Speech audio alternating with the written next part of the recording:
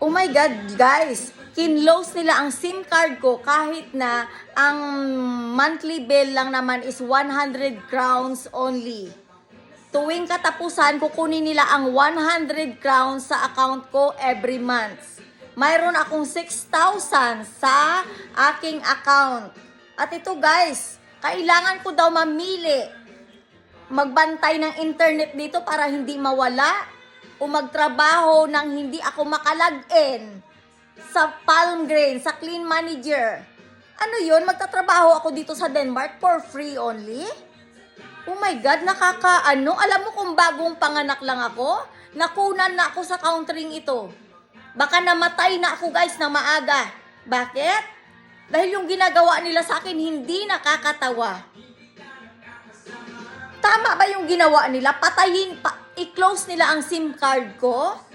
Tapos, si Laura, naghihintay ng appointment sa akin na sa Wednesday daw, pupunta daw siya dito, 9:30, kung okay lang daw.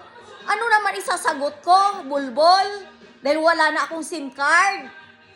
You know what, Libara? You don't have right to close my SIM card without my permission. Turn it back! Do you understand? Last year, you did that to.